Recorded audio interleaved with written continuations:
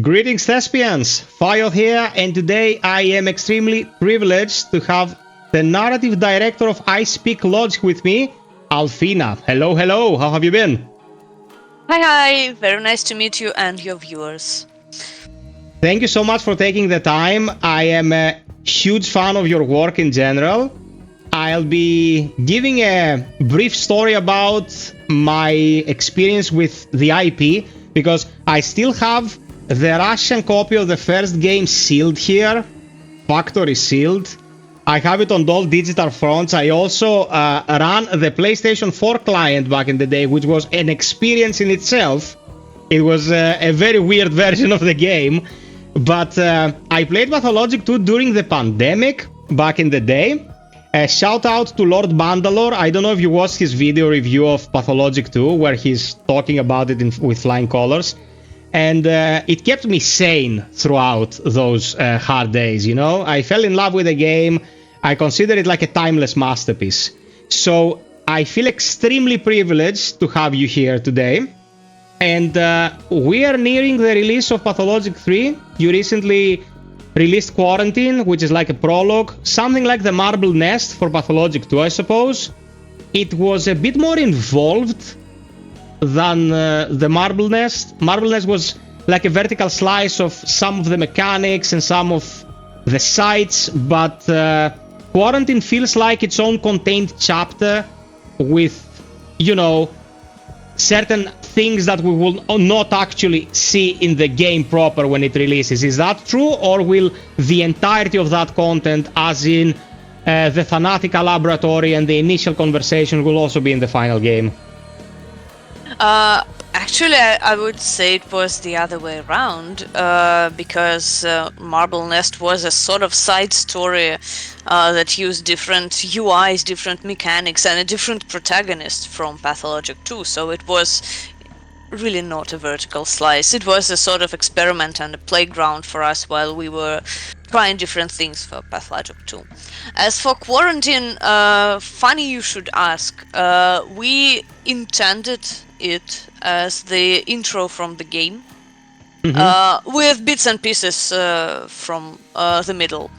But now that we've seen the reactions and we've seen how people play it and read the reviews and the feedback on the survey, we realize that as an intro to the game, Quarantine is still a bit too confusing. It makes sense to older players, to people who already know Pathologic, but to a newer player, it's too weird of an experience, and there's nothing wrong with being weird, but it's very confusing, and people, as far as we can tell, people fail to create an empathic link with characters. So like, they don't understand why they should care for these characters, which means that we will probably change the structure somewhat for the main game.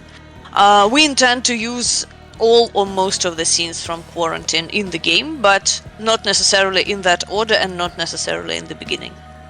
You will still see Thanatica in the game, of course. Okay, so his two colleagues will make an appearance. They're not just, you know, characters that would only be in Quarantine, so you had no connection with them if you skipped Quarantine and went straight to Pathologic 3. No, absolutely, of course. Okay, excellent.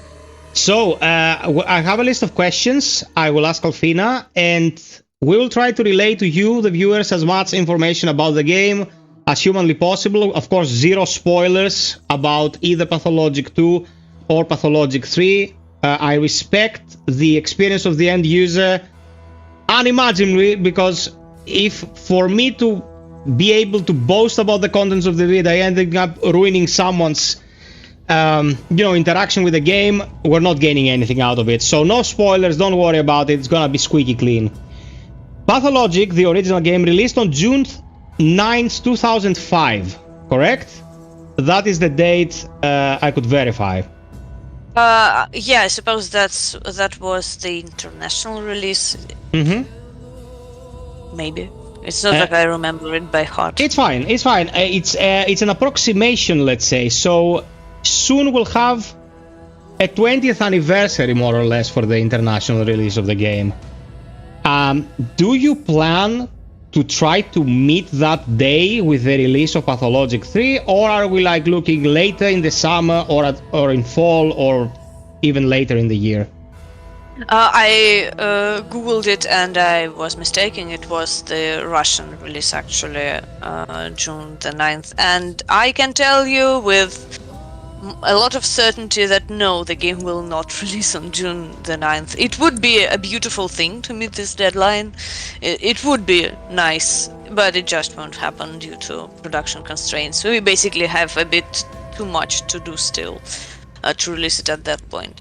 I can see that Pathologic Classic HD, the re-release of the original game, did launch on October 29th, 2015. And like, please don't take it as a promise. We are not announcing any dates yet, but that sounds closer to the ballpark. Okay, excellent. So fall to early winter, like that's more realistic when it comes to... Okay, so the genuine truth is it kind of depends on GTA 6.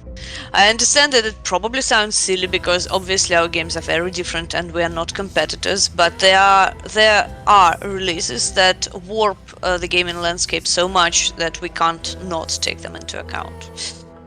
So we are keeping an eye on their release plans and we can't allow ourselves to be released close to them, close to GTA 6. So basically we'll try to release before they do.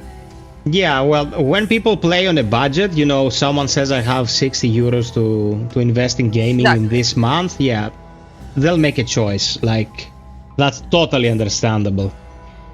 Pathologic 1 followed 3 distinct characters. Like, we had the Bachelor, who in Pathologic OG kind of felt like the focus of the production, and the Haruspecs, and then we had the Changeling / Clara, for those who know or think they know. So we've already seen Haruspecs in Pathologic 2, and the Bachelor will be the main lead in Pathologic 3, coming back from the OG. Is the Changeling path in your immediate plans afterwards, like to bring her back with her own standalone story, or is that something that's still not, nailed down? Well, Icepeak Lodge has a tendency to have things crash and burn at the most inopportune times.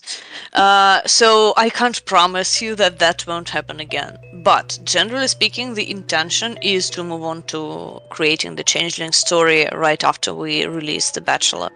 I was brought back on board at the end of last year, specifically to what the marketing term for this is to spearhead the production of Changeling's route. But then, like, things happened and I became the narrative director for Pathologic 3, and obviously I need to see this through first, but every time I go to the gym, I keep thinking about what the Changeling's route will play as, and like I have ideas. Basically, we already have a sort of vision document for Pathologic 4, and if nothing stands in our way, that is the plan and the intention, yes, to create her story. Because, like, Pathologic in general is a threefold story. It would be an extreme disservice, not even to the character of the Changeling, but to the story itself, to just tell 2/3 of it and then just drop it. That would be a weird choice. I do feel everyone at the studio strongly feels that we need to see this through and complete the trilogy. We never intended it to become a franchise of 3 separate games. It kind of happened. We'll talk about this. I have a couple of questions about this development. Sure.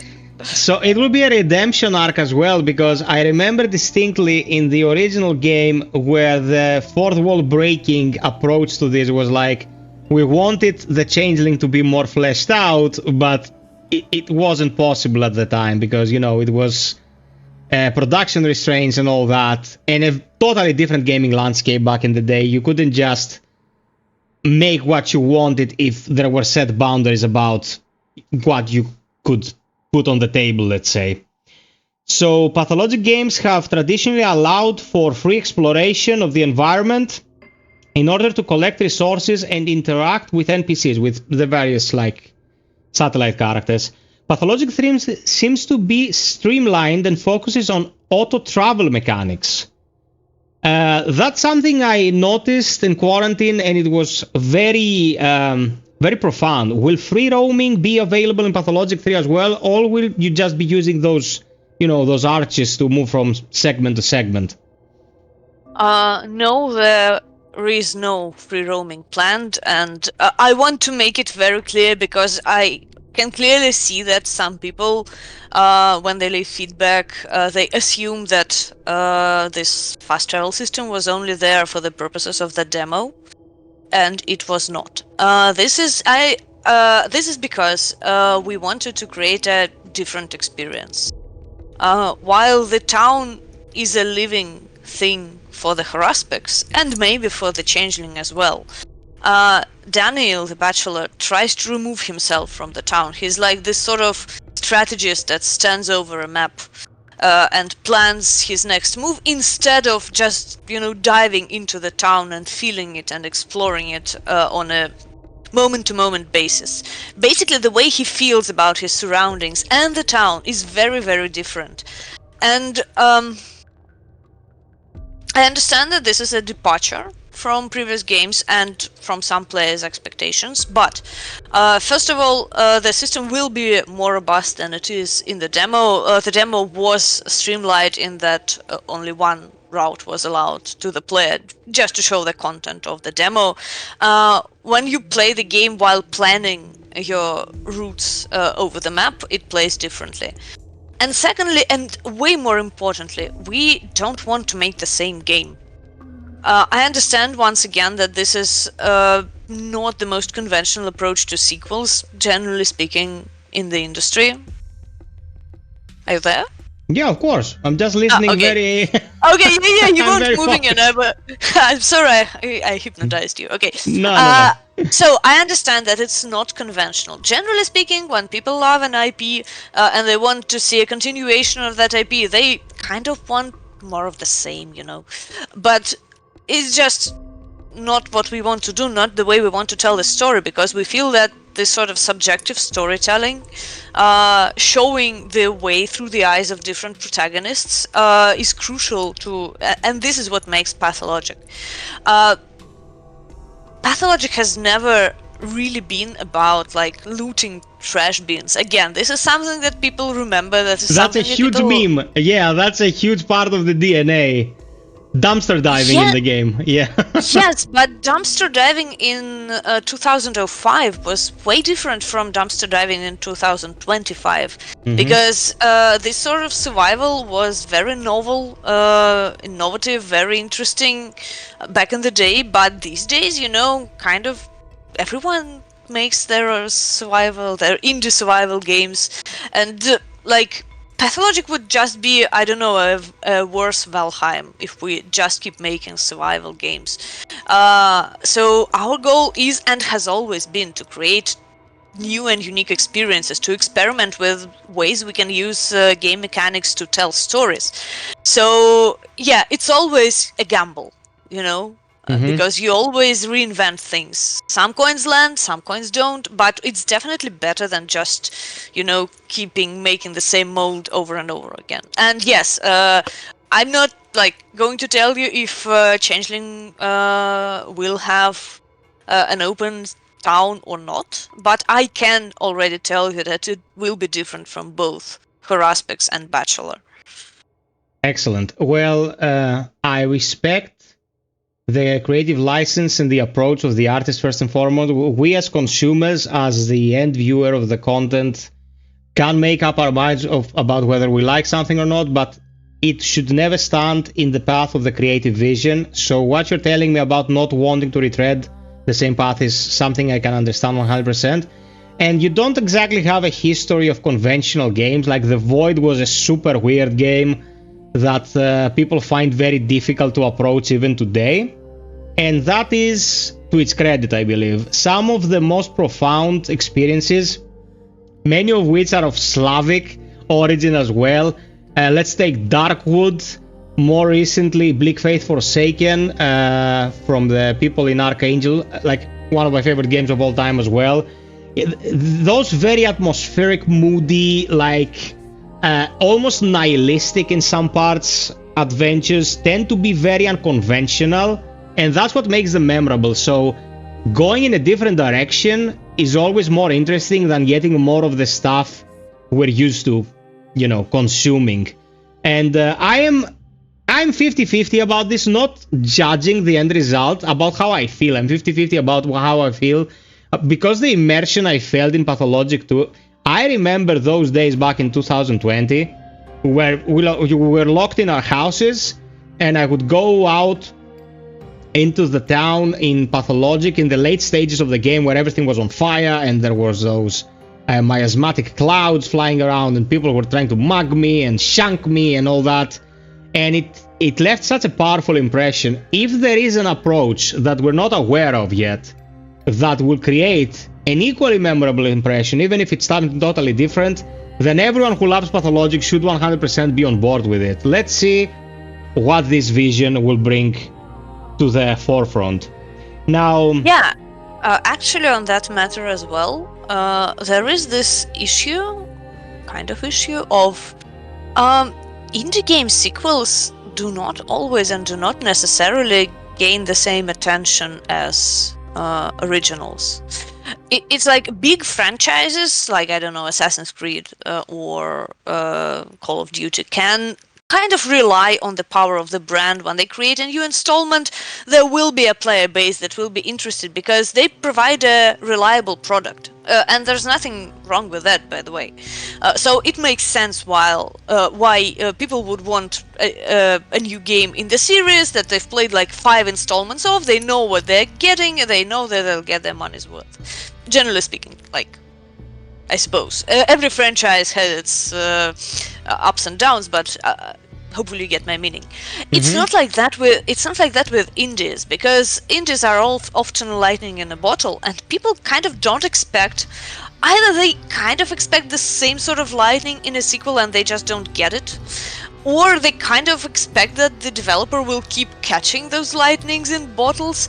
Generally speaking, it's very tough for an indie game to become a franchise.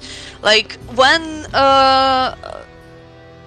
developers just create more of the same, they sometimes are met with apathy. Like, I don't know, Frostpunk 2, for example. It did not succeed to the point that the developers expected, because kind of... So I deeply respect both the first Frostpunk and the second, but it can also be said that maybe the scope of the first game's success was sort of a fluke. Like, people were enchanted with the way it presented its world and story through mechanics, but they kind of weren't there for the second part, because, like, the world moved on. What I'm saying, and again, this is not to say that the Frostpunk 2 is bad. What I'm saying is that this is the way people's attention works. They're only interested in, like, genuine sequels when we are talking about reliable franchises, and indies are never reliable. So we feel that, honestly, it's not just this sort of highbrow artistic thing. We feel that constant innovation, is a necessity for an indie studio. Like, yeah, you may fail. No one is protected from failure when they are innovating and trying new things. But if you keep being too risk averse, you will definitely fail, because people will not be interested in playing like the same game for the third or fourth or whatever time. Sometimes unless it's a high scope, high budget AAA production that cookie cutter conveyor belt stuff. Oh, yes, but sometimes you just need a good chair to sit on, you know? You just need a good, like, you like this sort of experience, and you know that you can rely on a new installment in the series to provide that experience. It's not a bad thing. I understand why it works this way, and I understand why it doesn't work this way with indies. So yeah, we kind of like, in Alice in Wonderland, you need to run very fast to stay in place. Mm-hmm. Well, sometimes it's about the novelty as well. Like, people play a game, an indie game that's very bold in its approach, very innovative, and then they're like, well, As you said, they trapped lightning in a bottle once. I don't think they're gonna succeed again, so what's the point of playing this? Which sometimes it couldn't be further from the truth, and sometimes it's absolutely true, and there is just a reimagining of the things that made the first one work. I'm not gonna bring any examples because I'm not here to throw shade at anyone. We're here to talk about the upcoming release, so we're gonna stay positive about this. But Alfina has some very good points, and don't write off something that's not the sequel, the number 2, 3, 4, 5 of the thing that you wanted to play anew. You never know. It might even surpass your expectations. So, let's get into the... how should I put it? A bit of salt in this question. Pathologic 2 was received with a lot of enthusiasm and love by the gaming community. Like, it's sitting at overwhelmingly positive on Steam, if I'm not mistaken. Like, stellar reviews from players who actually played it, but some outlets, I will not add a little annotation of a big website here, don't worry, did little to do the game justice upon release. How harmful was their influence in relation to the game's reach? You know, it's a bit tough for me to evaluate, or rather to remember how influential gaming journalism was in 2019, but it was already on the decline. So obviously there are some outlets who provide crucial outreach, like IGN, but like official reviews, they do mean something for Metacritic, because the number you get on Metacritic is displayed everywhere, and it's important, you know, to have a good number, so you kind of need it. And I'm just speaking as someone from marketing currently, because I also like dabble in marketing and not just I'm not just a narrative director. So you can't just forget it. And yes, if you get a yellow number, that's a bad thing, because like a lot of people just open your Steam page, they see a yellow Metacritic number or a yellow review line, and they're like, yeah, it's shit, and they close the page. They don't bother wondering why the reviews are like that. So yes, it can be hurtful, but generally speaking, it's not the bad reviews that hurt you, it's the apathy and the lack of outreach and the lack of I don't know, coherent presentation maybe to the right people. So on the release of Pathologic 2, we, like, in hindsight, I can tell that we clearly reached out to the wrong people in some ways, and it took some time for the influencers who actually liked the game and like got our drift, you know, to find it. And when they did, it did wonders for the game's sales. So it just, like, the important part is reaching the people, the right audience for the thing you are making. That's what you need. We didn't do it at first, and then it happened, so thank God. But yeah, it's kind of weird when you're making weird indies to expect everyone to get it. We're not trying to be obtuse for the sake of it, obviously, but when you're doing experimental stuff, some people won't be happy with that, because first of all, some experiments fail, and secondly, it's just that once again, I come back to thinking that sometimes people just need a good chair to sit on, and they don't need anything weird or strange. You know, like, when I'm exhausted after a long day, I just like launch a game of Civilization and not a weird indie, because sometimes I just need, you know, to have a game of Civilization, which is a great game, by the way. So, you know, it makes sense that it takes cognitive effort to try and unpack a weird experimental indie. It makes sense that people aren't always prepared to do that. Again, it is our job to communicate to them that if they put in the effort, they will get something in return. Cognitive effort is one of my favorite phrases, and I use it all the time. And I totally agree with you. Shout out to people like Solmatul, I'm sorry if I butchered the name, I think that's how it's pronounced. Ragnarox, Mandalore, like, these people really dig into the mass of productions that we get hit with daily, and they unearthed some diamonds. Like when Pathologic 1 came out, I didn't do this for a living. I didn't do like content creation for a living. So I would not pick apart the releases of every specific season just to unearth the treasure trove, you know. But it was one of the things that started my initiative to just not exactly look beyond the mediocre scores by the big outlets, because some of my favorite games of all time are games that did not score well in those outlets. I've already talking about Bleak Fate Forsaken, Hellpoint, Thymesia, Pathologic. Like they're all games that are sitting like in the 60s on those websites, but when you talk to the people who actually came in contact with the content, they absolutely love them. And there's a thing to be said about who you actually listen to when you want to make an informed decision. I am a Greek guy and I have a very strong collaboration with a Greek outlet, and what I always tell our Greek followers as well is that build rapport with an outlet, find a person you can actually trust, with whom you have some, you know, resonance, and listen to them, you know, because you trust those people, they've proven their mettle to you, and you have some point of touch with their opinions. Because when I read a review about Pathologic and they compare it to Skyrim, like that article stuck in my brain like a tumor. I'm never gonna pull it out. Like someone got paid to compare Pathologic 2 to Skyrim. They got a paycheck for that. And I couldn't believe my eyes. So find the people with whom you can share opinions on the same basis, and stop listening to the shield, because it's never ending. It's never ending. It's an industry that's about to pop. Like we've reached critical mass with a AAA, quad-AAA productions. Like studios are struggling to stay afloat. Some simply won't stay afloat. And what people don't understand, because there is a little experimental,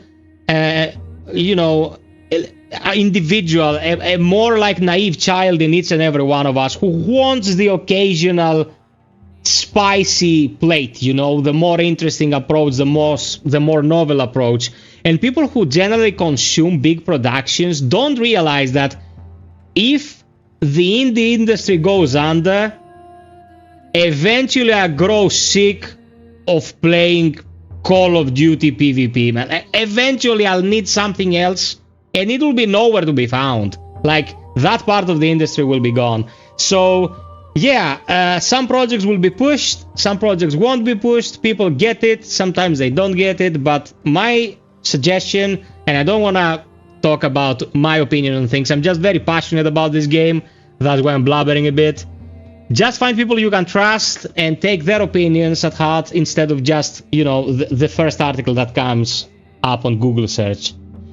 So I do remember that Skyrim review. It was also it happened to be one of the first official reviews of Pathologic 2, and it made quite a splash in the studio. Although in hindsight, I don't think it was that absurd, because kind of like Pathologic is an open world game with this sort of immersive scene elements that allows you to interact with stuff, but in a weird way. So I can kind of understand where they were coming from, but yes, it was funny. I am a big... Go ahead. I'm not gonna stop you.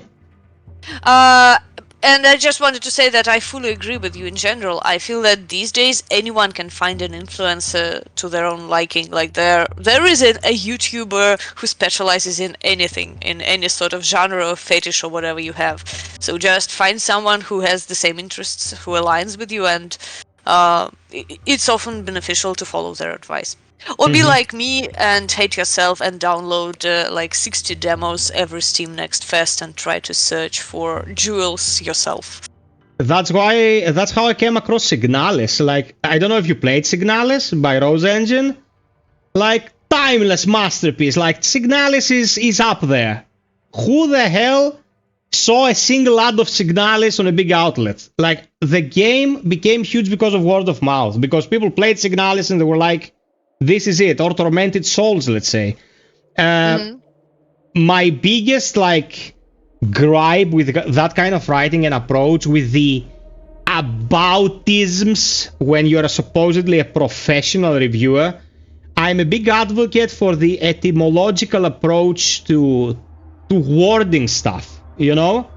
Because when people come to me and they say, which Souls-like do you prefer? Demon Souls or Sekiro? I'm going straight up to the camera and I'm like, Sekiro's not Souls-like. Like, it pisses me off. Yeah, it pisses me off because people tend to put stuff in bags and they compare them. And I'm like, what are you comparing now, man? Why are you doing this to me? When the livelihood of a developer is on the line and you get whomever, I don't want to use harsh language here, to make a comparison like that on a, let's say, professional level, it's infuriating. And I'm not even the person whose, you know, livelihood was on the line. But you see, the creative person gets shafted because of some idiots, whatever.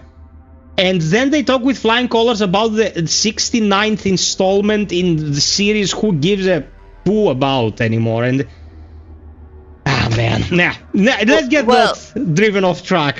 Go ahead. Sure. One thing I would like to say is that, like, as a consumer, I understand you, but as a developer, I just personally don't like to put blame on other people. Like, I don't spend time thinking who was in the wrong. I spend time thinking what I can do better. And I feel that it is our job, especially if we make unconventional games, to communicate to the players what those games are and what framework they need to the players and journalists and influencers and everyone, and what sort of framework do they need to apply to the game. So if someone launches Pathologic and wants to compare it to Skyrim, that means we haven't done a good enough job ensuring they have a frame of reference.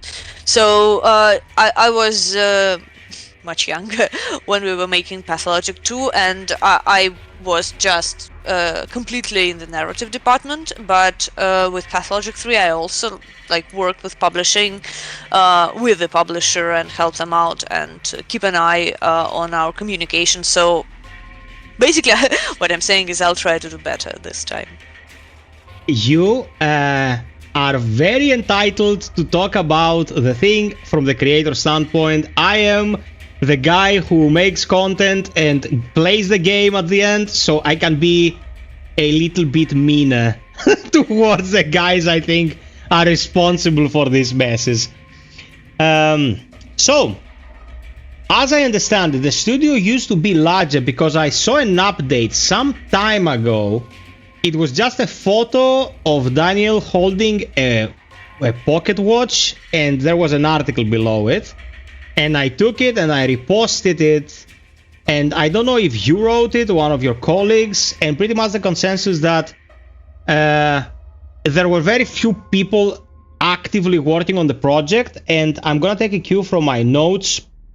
You had to double in smaller releases in order to finance Pathologic 3.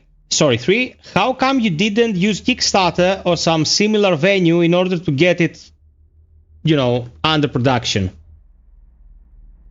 Well, that's a funny question. First of all, our team currently is larger than the team that worked on Pathologic 2. Mm-hmm. But this only happened relatively recently. So I want to make it clear that I wasn't with Iceberg Lodge for all these years. I came back in November last year. But Iceberg Lodge was not actively working on Pathologic 3 for all this time. The active development only started in like 2024, I believe. So the game we're now releasing has been in active production for 2.5 years, something like that. This is just something to put things into perspective. And that is because, yes, after Pathologic 2 released, the studio was in a bit of a moral crisis and a lot of people left, and the studio, as always, decided that it's a good idea to make a couple of smaller games to earn some money. It kind of worked with Knock Knock, which was also an attempt of the studio to make a smaller game to earn some money. But it didn't work as well this time. Thankfully, the guys, again, I wasn't with the team back then, but they managed to find an investor to keep the studio afloat that finally allowed them to start an actual production and keep this do things properly. And as for Kickstarter, crowdfunding is a good strategy for very small companies or very specific endeavors, like, I don't know, pre-ordering plushes or stuff like that. And it's a good marketing tool because, you can collect money, then make headlines saying like, hey, they hit their goal in 2 days and stuff like that. But in truth, it's like, I feel that people who support games through crowdfunding don't necessarily fully understand gaming, the actual budgeting of gaming. You can't crowdfund the sum you actually need to make a video game. Well, I mean, maybe you can if you're like some stellar outlier, but generally speaking, games are expensive to make. And if you set an actual scary big goal, people won't donate because, they need to see a feasible end of crowdfunding. Okay, understandable. Yeah, I suppose people see they reach the goal of 100,000 USD and they're like, okay, now they can get going. Like, if you consider salaries, insurances, all of that, the space you need to work, it's not realistic if you're going larger. So the Bachelor plays much differently in comparison to the Haruspex. Doesn't rummage through trash, of course, as we already talked about. Doesn't stockpile seemingly random items to survive, like the tickets, let's say the wrappers. Does this mean that the gameplay will be somewhat simpler in comparison, like more, you have 5 functions to work with, and since there's not as much inventory management, the game will be overall simpler, not as much about, let's say, staying alive this time as it was in the second game? Have you seen the movie Prestige? Yes. One of the characters says at the end that concealing his secret was simple, but it was not easy. I would say that Pathologic 3 is in some ways easier than Pathologic 2, but it's definitely not simple. In terms of complexity, it's way more complex. It has, simply put, more mechanics, more minigames, if we call some specific interactions minigames. You haven't seen them all in the demo. There is a lot of stuff. And we also have non-linear storytelling, with you being able to basically jump into any day that you manage to unlock, which you again do via this headquarters system, with the what's the term in English? The decrees that you can sign. So for the first time in the series, you can't just play the game from day 1 to day 12. The town dies on day 6 when you begin the game. You need to find ways to actually make the town itself survive until the very end. So on the one hand, yes, your personal survival is simpler. You just have a health pool and your mental metabolism status, and basically that's it. But the survival of the town and a lot of systems that deal with that and work with that is way more complicated. So I would say that it's definitely not less complex. It's definitely the term that I prefer to use is putting stress on the player. It's still there to put stress on the player, but it's a very different type of stress. So you don't have a health pool. Well, actually you do, but you don't need to constantly roam around finding stuff in trash bins. Instead, you need to find other ways to maintain your psyche. Instead, you need to find ways to find new decrees to make the later days of the game even available to you. And again, not to mention some mechanics that were not even shown in the demo, because some of them are unfinished and like not polished enough, but they will be there in the final release. We'll probably reveal them later down the line, but basically your interactions in infected districts will be much more complicated than they are now, and you also will have like a couple more systems to interact with the, let's say, whodunit side of things. So like Daniel in many ways is this sort of detective type. He's an investigator as a doctor and just as a person. He's smart and shrewd, and he notices a lot of things and is very good at making logical connections. So, you know, there are ways to interact with that as well. Okay, that's very interesting. What I noticed in quarantine is that I tended to walk and run, quote unquote run, slowly. And I was usually in the middle of the seesaw, maybe a bit towards apathy. And then I was trying to get the achievements like Die of Mania and stuff. And I got some pills, I got some candy. And I ran forward and I was just zooming through the street. And I'm like, there's definitely gonna be stuff in the game that requires you to go somewhere faster, more efficiently. And a bit of mania might play into that. And it got me thinking that maybe it's not that simple as it seems in the beginning. And that made me very optimistic about the whole approach. Of course, I'll wait to see what you actually make, but the mental seesaw is definitely something very interesting. You're using the same engine, you're using Unity. I think I've read about that as well in an article. But this time around, the game showcases much more visual flair. Is this tied to the progress of the engine itself, or did your prior knowledge and experience using it produce these better results? Unfortunately, I'm not qualified well enough to make a smart comment on that, but one thing I can say is that obviously cutting the town into like districts helped a lot. Because we can now make sure that each scene has a lot more detail, it has better lighting, we just have a somewhat different approach to the visual presentation in general, and it would not be possible with the open town. I remember that one of the things I noticed, like on a mid-range computer right now, you can play Pathologic to like jacked 100% and it will run perfectly fine. Those little hiccups whenever you loaded an area, as you saw the message like the bones, the spine and all that, I imagine that fitting in that level of environmental detail and effects would have been a Herculean challenge, especially, you know, with the way the technology has developed. Back in 2019, we were not even using upscalers, machine learning and stuff like that. You just had the stock resolution and that was that. The times have changed a lot.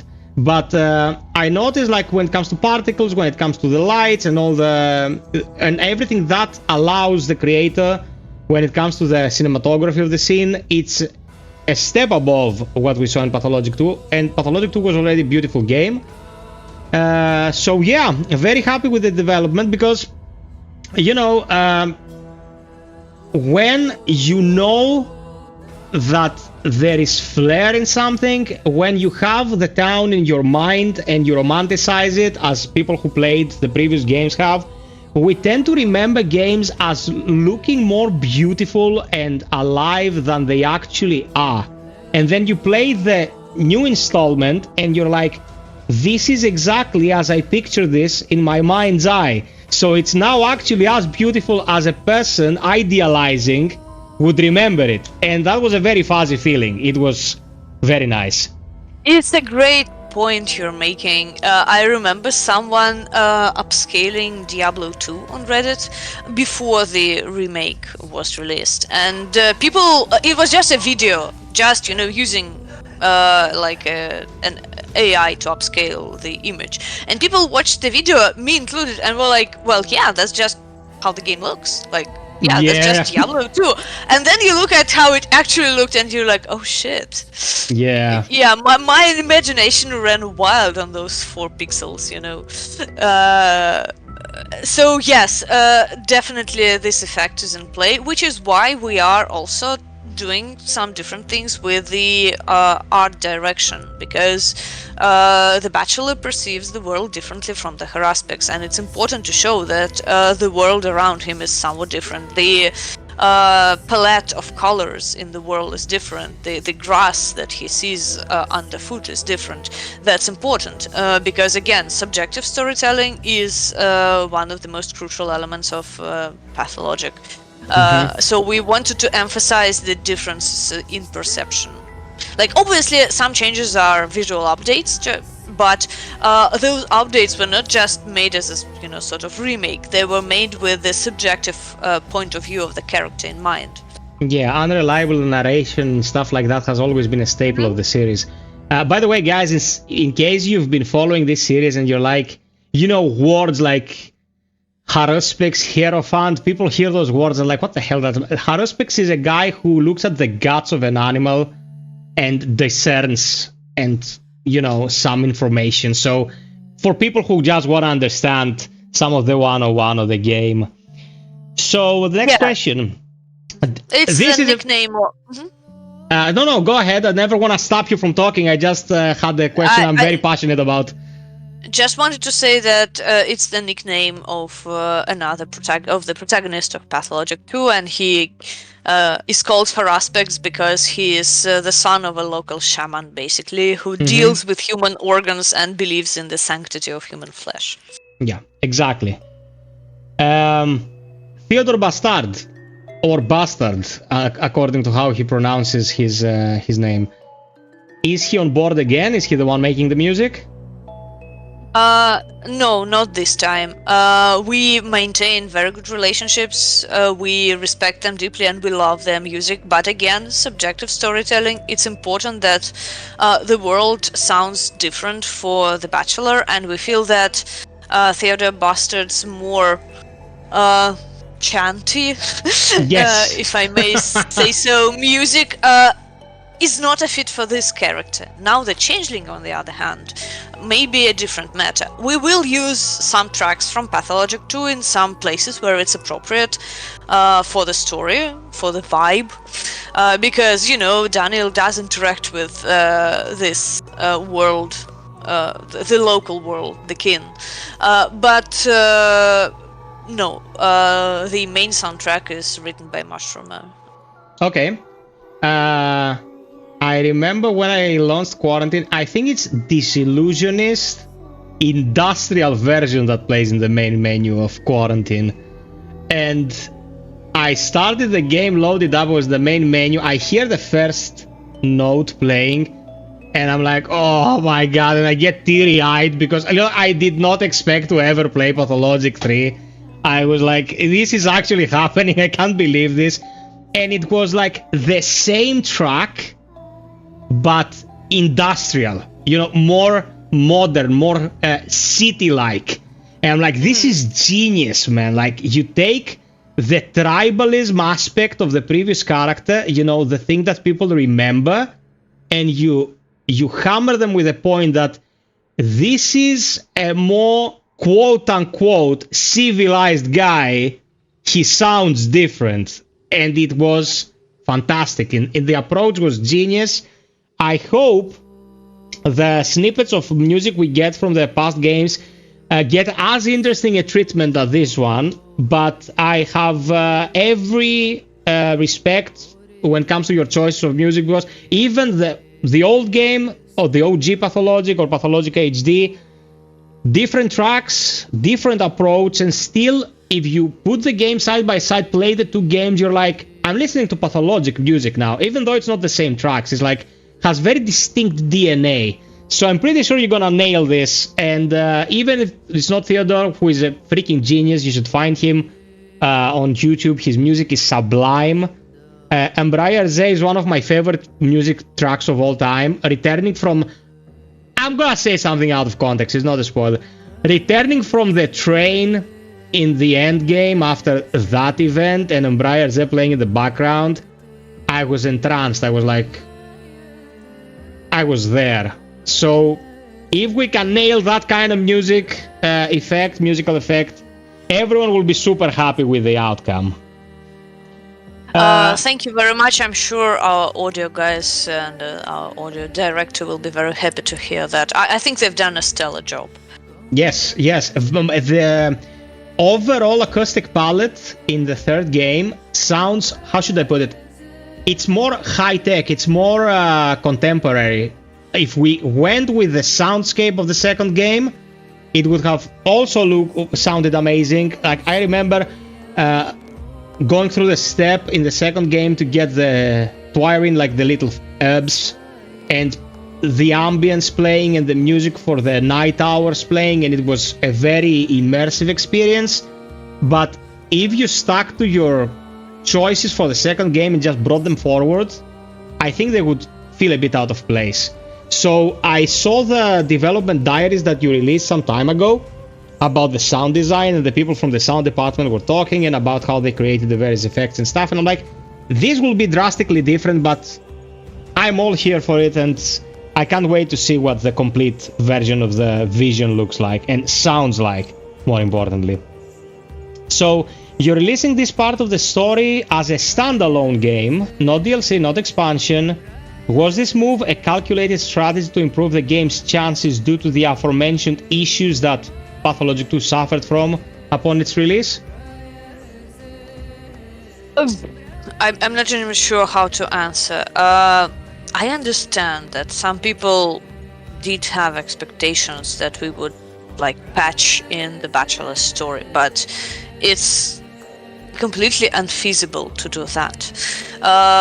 It could be like a DLC to Pathologic 2 or whatever, only if it was made by a very small team and had very, very limited scope.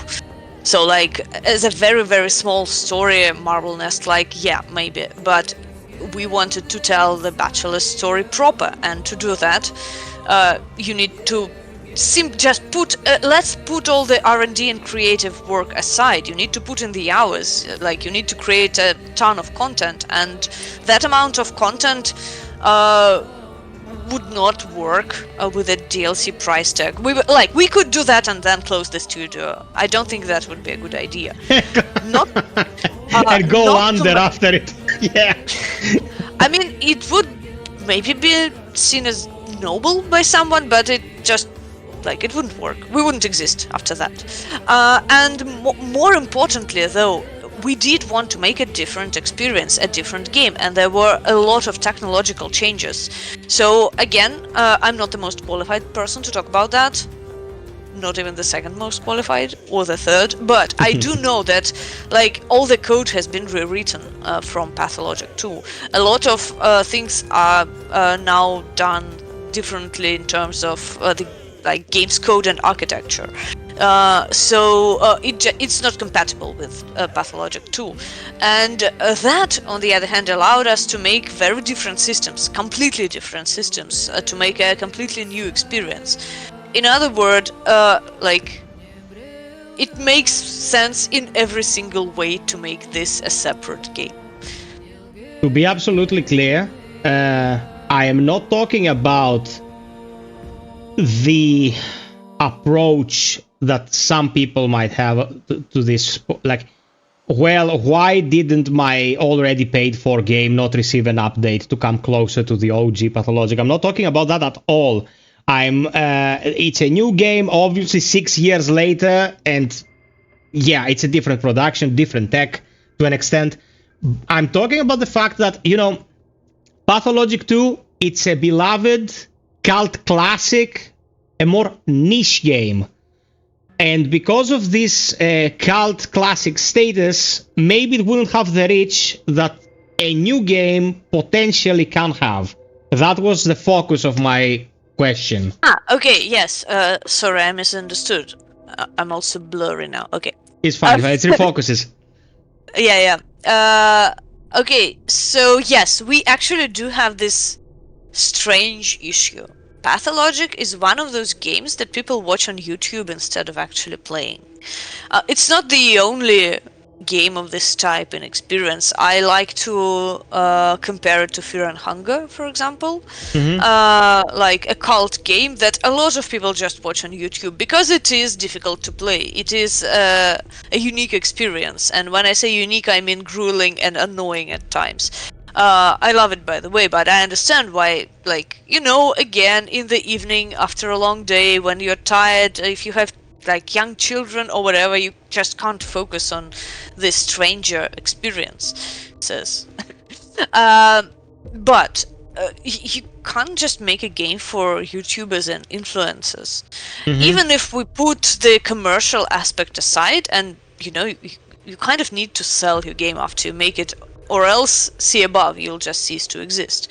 We also want to make games that people would actually experience, and it's a very tight balance, like the seesaw in Daniel's mind, because on the one hand, you don't want to be too accommodating. Creating games that challenge the player is the motto and the creed and the goal of our studio. But on the other hand, if you are too harsh on the player, he just won't interact with the game you're making. He'll just say, yeah, that sounds like an awesome concept. I'll even buy your game to support the developer, and then I'll just watch a YouTuber play it. And you're like, yeah, well, thanks for the money, but it would have been better if you interacted with the game yourself. And let's be honest here, like, I'm picturing a noble player who does buy the game in this situation, and obviously not everybody does. So, yes, we are trying to make a game which, once again, would still be bleak and will put stress on the player, but would be a bit less punishing, at least from the start, if I'll put it this way. So we want to make a game that people would be able to interact with without making it too simple and too streamlined and whatever, without dumbing it down. I have a friend, Olaf, and he gets stressed a lot. He's a stressful guy, and I bought Pathologic for him, like via Steam, like I gifted it. I have gifted it to 20 people just to share in my enthusiasm to be able to talk about it.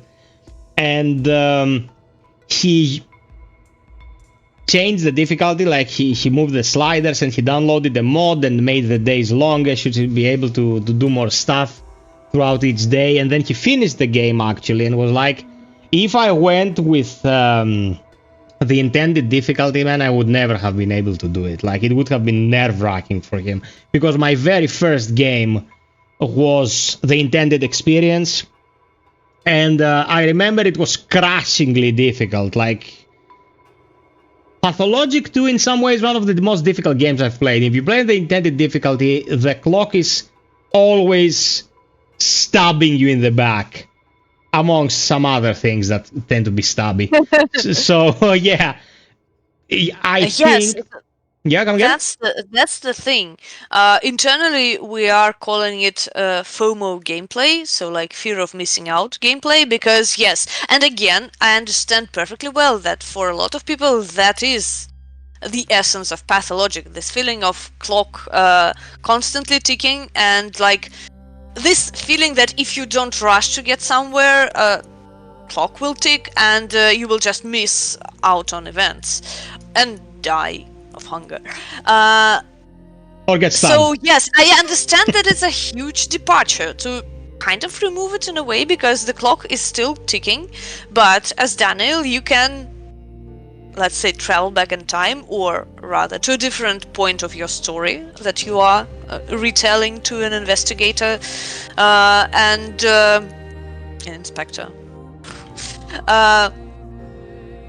So if you miss out on something, you can go back in time and catch it this time. And on the one hand, it makes the game way more friendly. You can now play it without this fear of missing out.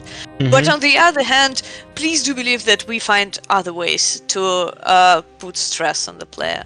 It's just that, again, we want to experiment with the structure of the stress, because this oppressive feeling of time ticking away is a very interesting emotion. We like it, we think it worked well in Pathologic too, but we also want to try something different that maybe more people will interact with. I remember my first interaction with a game with Pathologic 2 was a roguelike experience, and I'm not saying that approximately it was roguelike because I started the game, I go 2 days in, I'm like, I'm screwed. I'm not getting out of this. Restarted the game, go 4 days in. Nah, my back's against the wall again.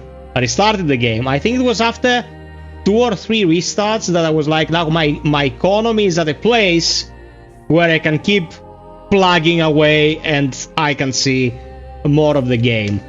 There are some insane moments in the first game that are very subtly communicated to the player. I remember 6th day, you can create something out of something very unusual. In the 6th day, you take it out of the alembic and just go silent, and then a specific track starts playing and you're numb. You're like, I didn't expect that. Like, that kind of time constraint and how time will actually announce the next step of the journey, time itself as an instrument of storytelling is very powerful. So now that you can manipulate it, now coming from Pathologic 2 into Pathologic 3, you feel like a godlike being. You're like, I have mastery over the thing that was my biggest nemesis in the previous game.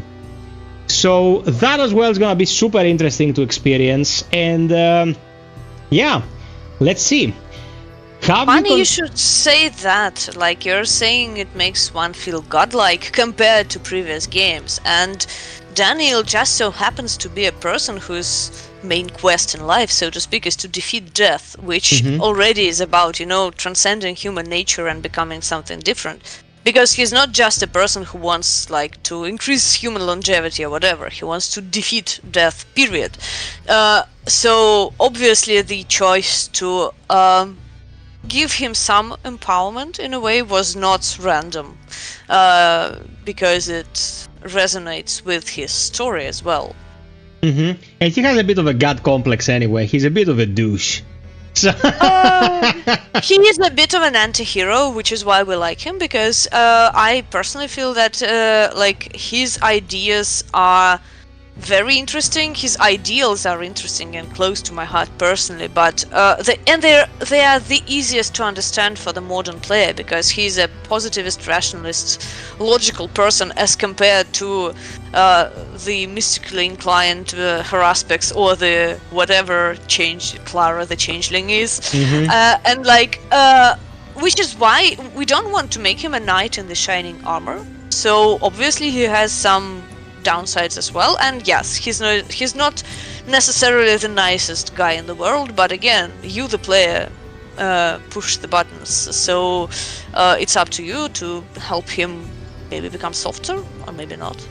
Well, you can't crash a mountain if you don't feel like a giant, so the character who wants to defeat death cannot be a humble dove. He has to have some ego in him, like, as a driving force. Now, this is something for the collecting aficionados. Have you considered releasing a physical edition or a collector's edition? And what are your plans for releasing the game on consoles? I'm not sure if I'm allowed to answer that. Sad face. For a physical release, like, that is something that successful games can allow themselves to have, because it is more about memorabilia than in the modern gaming landscape. It's more about providing people with memorabilia than again, I understand that some people really prefer to have their games on, like, physical drives, because they want to make sure they own the copy, because any digital purchase you make can in theory be taken away from you. So I understand completely that some people like, feel that they need physical releases, but again, that is something that we'll discuss if the game is, like, launches well.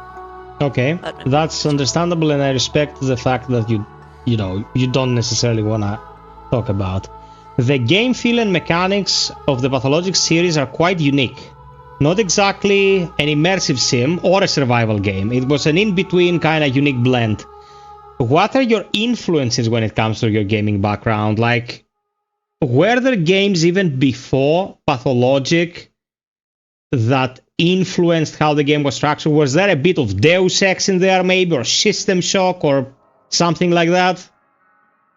Well, I know that I wasn't with the studio back in 2005.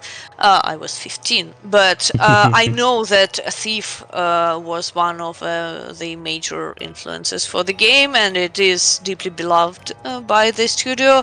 But also another influence was the LA RPGs, like live-action role-playing games, and theater, of course, that influenced it a lot.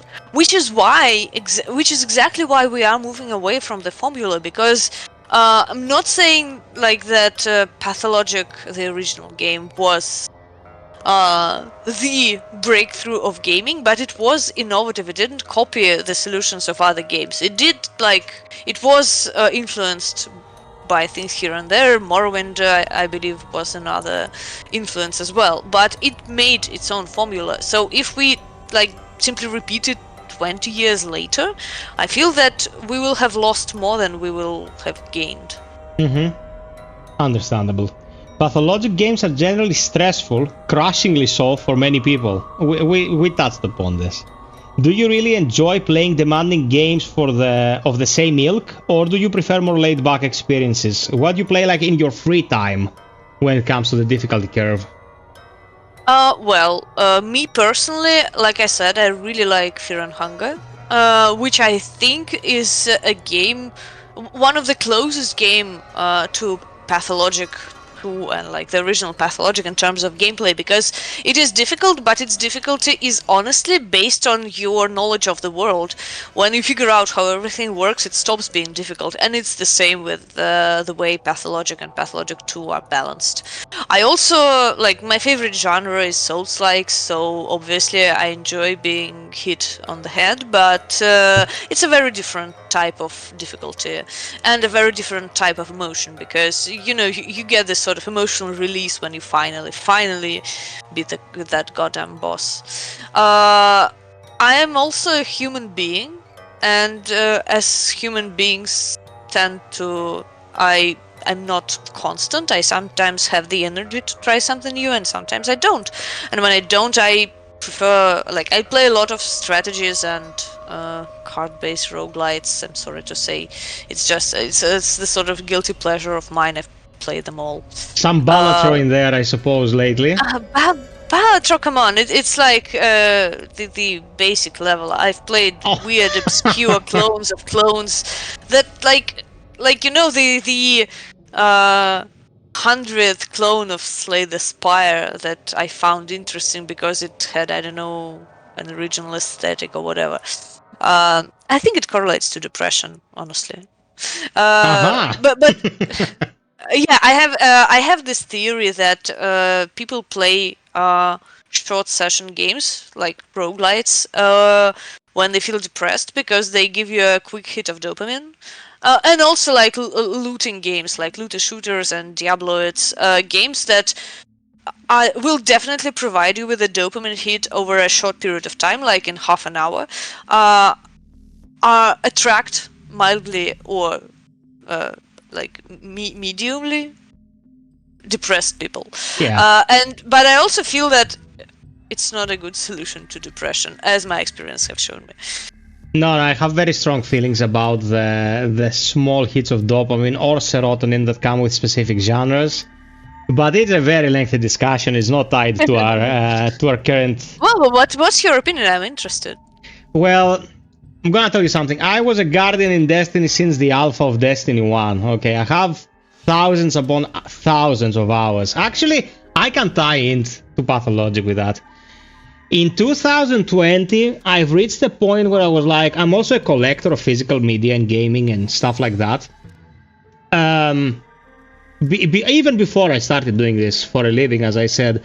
And at some point in 2020, I was playing a match of Gambit in Destiny 2, and I was like, I had an epiphany. I was like, this is totally pointless. Like, it just hit me. And I'm not depressed at all. I'm a super optimistic person. Like I'm living a good life. I'm very happy, and in generally, I don't think in bleak shades. But I stopped playing, and I started Pathologic 2, and I finished Pathologic 2 in 4 days, I think. I was also expecting company. I thought it was a day later than it actually was. Like, I lost track of time. I was doing a shit job back in the day with a telecommunications company or something like that. And then after Pathologic 2 was concluded, because my PC back then sucked, it wasn't able to handle the game well, and I'm like, I'm gonna make an upgrade to the system. I'm just gonna put it on 4K, like 120 Hz, and just have the best possible experience with it, which happened eventually. After Pathologic 2, I went and played Hellpoint 2. Pathologic 2 and Hellpoint 2, by the way, both published by Tiny Build, your previous publisher. And I loved Hellpoint. Like, Hellpoint is a super misunderstood, amazing Souls-like with immaculate atmosphere. It's like amazing. You get lost in Irid Novo, the space station where it takes place. And I'm like, I've been missing out because I was shooting dregs to get engrams. And that's where I drew the line with that shit. Sorry about my French. I was like, it is pointless. And coming from a very recent playthrough of Kazan, like I finished Kazan a couple of nights ago. I don't know if you had time to play it. I know you should be probably very busy. Yeah, I have the demo installed, but I haven't played it yet. Kazan is a very good one. And Kazan has also like the Neo looter mechanics, you know. Enemies will drop a piece. It's not like Neo where the boss explodes on the hard difficulty settings and gear drops everywhere. Neo was a bit intense, but Kazan will also drop loot. And I know you pick up the higher tier dual wield, for example, or the helmet, and you're like, oh, this is my first epic item. But this is accompanied by fist clenching, like white knuckle mechanics that everything feels earned. You know, you put in the work, you bled, and you were sweating, and you were crying, and eventually you overcame the boss, and you got the loot. Good for you.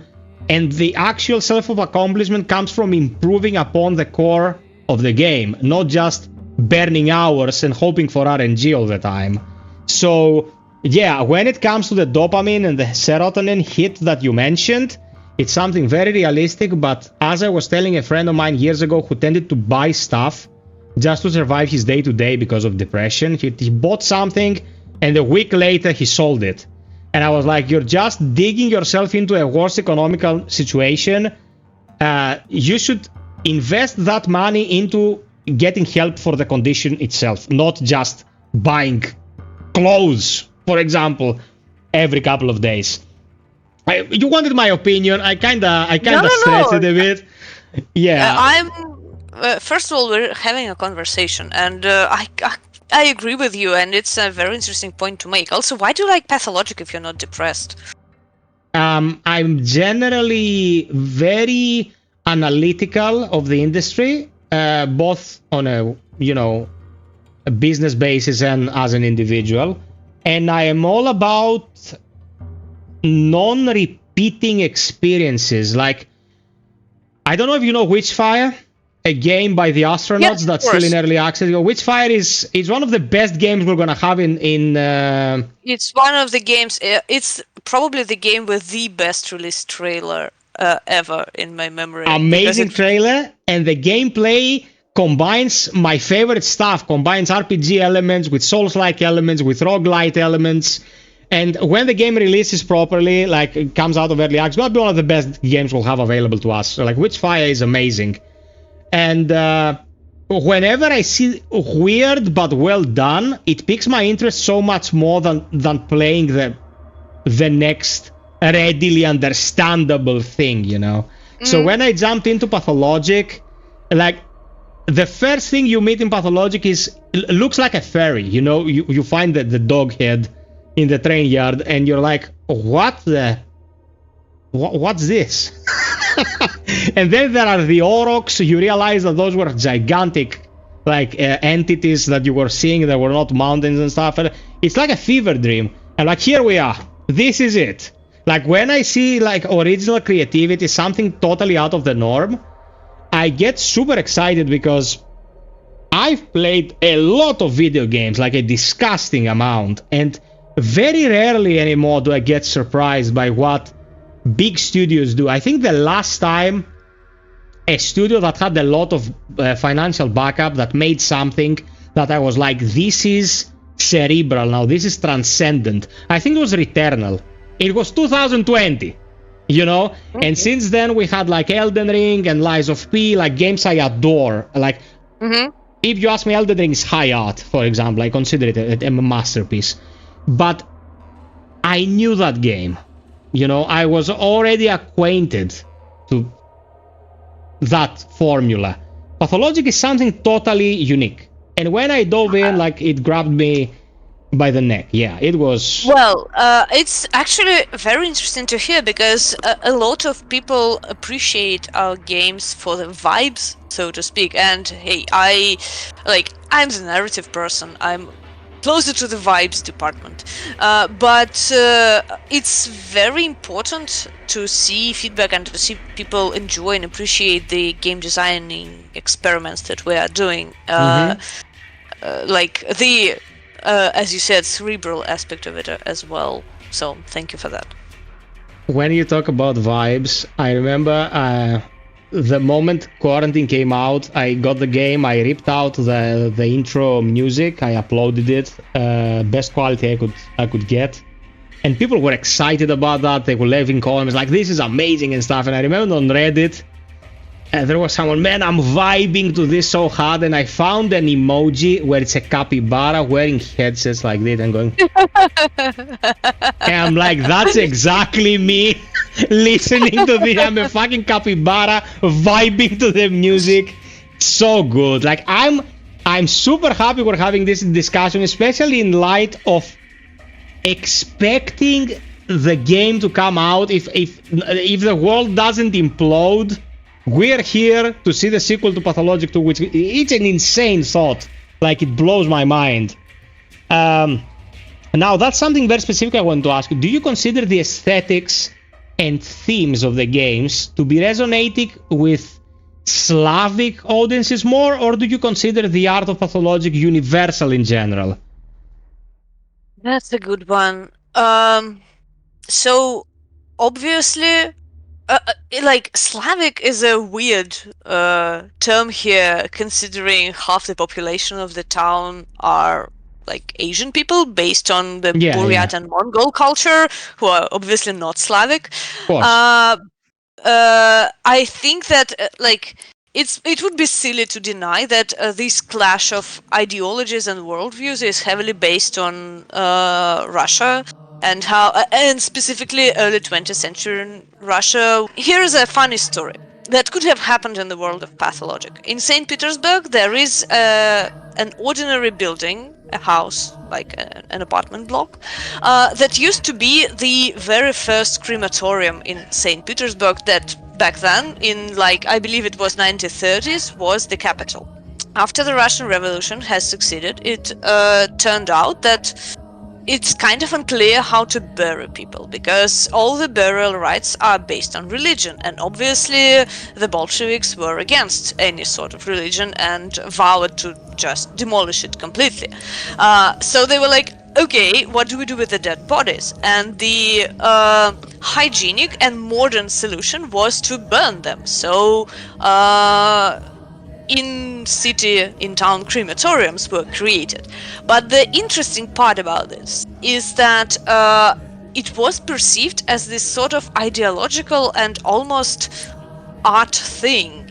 When the first crematorium was opened in St. Petersburg, poets were invited to the ceremony, and they ceremoniously burned the first body there, because this idea of finding a different death rite was also an art statement. It was an ideological statement, but also an art statement. And I feel that this random example from Russian history is so very pathologic, because it is about this clash of ideas and ideals, and people who have very huge, larger-than-life agendas who perceive the world through the lens of art, clashing with the reality of, like, if cyberpunk is high-tech low-life, then the world of Pathologic is high-art low-life, in a way. And I do feel that it is imbued with a nihilism that's very close to, let's say, the various peoples of Eastern Europe. So not only Slavic, but yeah, people who have seen the hardships and who have lived under the Soviet Union, or just, people from... I've noticed that Pathologic, for example, finds resonance with people from countries whose economy is not necessarily very good, like in countries with big social gaps, like Brazil, for example. Even though, like, I read someone compare the town to São Paulo recently, and I was like, my first reaction was, really? But my second reaction, since São Paulo happens to be the only city in Brazil that I've visited, I was like, then again, like, modern São Paulo is this place of extreme social divide, because you traverse a street and you can't exit a taxi because, like, someone will mug you immediately, but an incredibly beautiful cathedral towers over all this, and you're like, that's a city of contrasts. And so I didn't think about this. The team probably didn't think about this, but I think that aspect, this weird and insane juxtaposition of high art over social crisis it's not universal, but there are different places in the world that can strongly relate to that. There is a term in the industry called Slav junk, where they're like, there are games usually coming from the Eastern Bloc, let's say, that are very grandiose in scope and vision, but not necessarily very feasible when it comes to budget. So some things will be junky, but the core idea is like very unique and very interesting and all that. Well, to be honest, like Pathologic 2 now, it's like super polished. But it is a general... How should I put it? It's a constant of the industry to see a game coming from eastward and see like, what kind of junk are we gonna find in this? Or what kind of, snippets of that DNA are we gonna find? Because, I kind of find it endearing, because these games, like I said, with Darkwood and all those, you see people go beyond the limitations of the project to create something unique, and then you see games like Atomic Heart, and like, there's not a heart in that one, is it? Like, there is a pump, there's a mechanical pump pushing the blood into the veins so it can walk. Like, it has there is a certain aspect of an artistic soul in projects like this, and when you're bringing this into the discussion the way you did, like for example, it is the clash between the ideologies, or the way that the new idea becomes something divine in its own right in the eyes of those who try to impose it. That's very in depth as far as explanations go, because there's like cyberpunk. You mentioned cyberpunk. Cyberpunk is a very cynical and nihilistic aesthetic and device when it comes to storytelling. In cyberpunk, there is not really a bright side to the thing. Cyberpunk is when we reach a point where we're stuck. But in games like Pathologic and in this ideology that you just communicated to us, there is not exactly a culprit here, except from the human element. Like, neither the traditionalism or the early stage modernism is to blame. Is the lack of the will of the people to reconcile the two. And for the vast majority of Pathologic 2, if you play that way, you try to reconcile the step with the meat industry and the industrialization of the land and all that. So, do you listen to Tool? Sometimes. Yeah, Keenan some years ago came out and said, like, there's no meaning to what I'm writing. I just pull shit out of my head, which is absolutely not the case because Tool it's very complex in its themes. Sometimes you overthink stuff, like the indoctrination theory at the end of Mass Effect 3. I remember people were like, that wasn't the ending. Shepard was indoctrinated. That's why the corpses look like that. What's like a... And I talked to Caspian myself, who left BioWare in after Mass Effect 2. There was no plan. There was no plan for the end. They were just making it up as they went along. And a spokesperson from BioWare at the end of Mass Effect 3 just came out and said, no, it wasn't the indoctrination theory. That's the ending. Like, you either destroy them using the ghost child or you control them. Like, oh my... You know, you just... But when you talk to the artist and you understand that there's actual depth there, you actually realize that the idea was there. It's very reassuring. It's like you're not grasping at straws when you think about the complexity of the themes. The complexity is there and someone thought of it, and it's really, really nice to experience.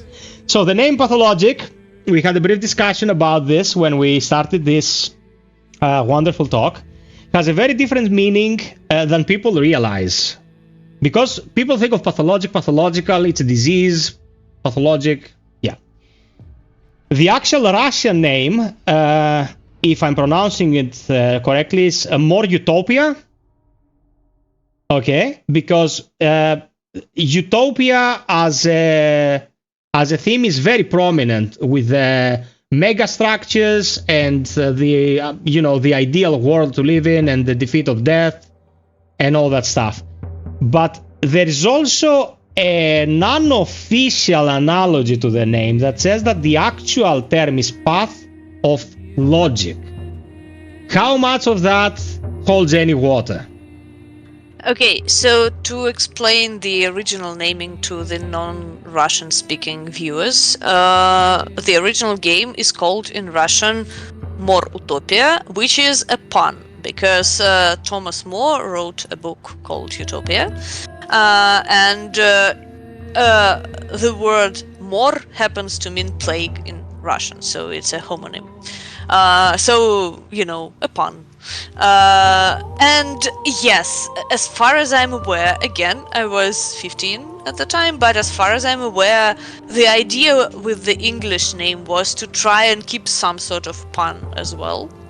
So the term pathologic obviously is meant literally, like it's a game about a disease, but also yes, it is meant to evoke the phrase path of logic in your mind, as in each character follows their own path, and like Daniels, who was the most well-defined protagonist in the original game, and his is the path of logic, so to speak. Fantastic. I love this little trivia. Trivia is the spice of life. So It is. this was one of the things that I'd never think possible some years ago when I played Pathologic 2, because, you know, it's like meeting your heroes. Like, I'm gonna throw all the positive thinking I can your way now, because I'm very thankful for your presence here. And I want to tell the audience, of course, after you allowed it, that we plan to do a stream of Pathologic 2 closer to the release of Pathologic 3. So we'll be on comms with Alfina. We'll play through Pathologic 2 for as long as we can master, and we'll talk about the creative decisions to an extent that led to getting the game we finally got back in 2019. Stick around for that. The call to arms that we always have to do these days, or we're not going anywhere, the way, you know, social media is structured. But from the bottom of my heart, without any hint of humorous intent, I am thankful that you and your colleagues exist in this world, and you offered us this masterpiece. As I said at the beginning, it had a profound impact to my, you know, mind.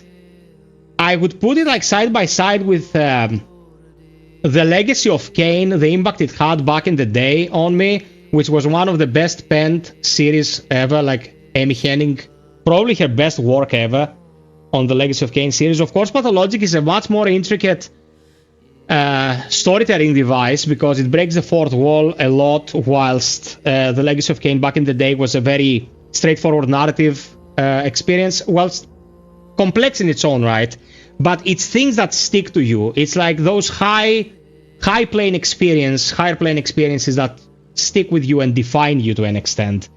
So I am super thankful for the time you allowed us tonight, and I hope people who will watch this will get, I wouldn't say some useful information about the game, that's a bit pedestrian.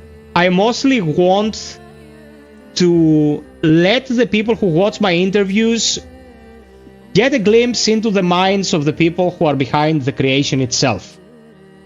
Is there anything, because closing remarks are going to be yours, is there anything that you would like to say to the people waiting for P3, or just in general to the people who might be watching out of interest to the IP? Let them know or relay any kind of idea to them.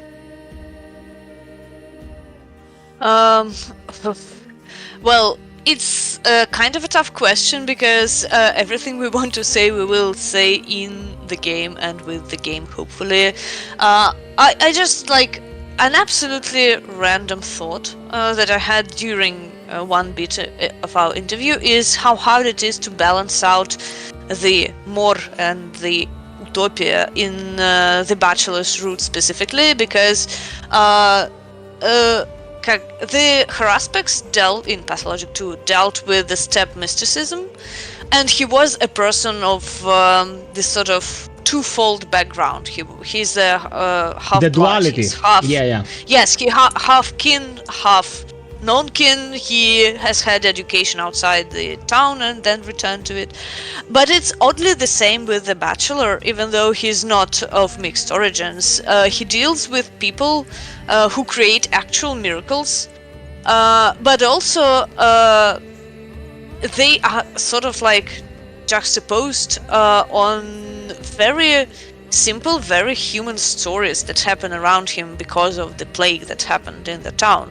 And for me as a narrative director, it's a very complicated thing to maintain the right tone and the right balance between odd, strange and miraculous things happening, like, I don't know, actual visual paradoxes that you can maybe encounter at some point because you've delved deeper into the Kain's experiments. And the, I don't know, like stories like the story of a guy whose wife died of the plague, and he realized that he didn't actually know where she bought meat, and he kind of can't look after himself, and like you feel kind of a sort of pity for him, and you feel sorry for him, and he's a bit pathetic, but also, you know, very confused, and like I think it's so important to keep the scales in balance with the weird and the humane. And that's like you said that you invite people to talk to you to get into the brains of who makes the game, so this is the thing that I'm currently like, you know, turning over and over in my head, how to keep the right balance, how to give the players the miraculous and the weird and the eye candy and whatever, and preserve the humanity of very simple human stories that happen around you as well. That's fantastic. I would like to make you a super to ask you a super in-depth meta question about the second game, again out of context, so no spoilers, and then we're gonna have closing remarks. Rubik has a body behind an impregnable curtain in the mid game of Pathologic 2. A very well lit curtain in the train yard, let's say. Is that body the lost body of a very prominent individual that we all think it is? Find out in Pathologic 3. Ooh, fantastic! That was the best possible answer.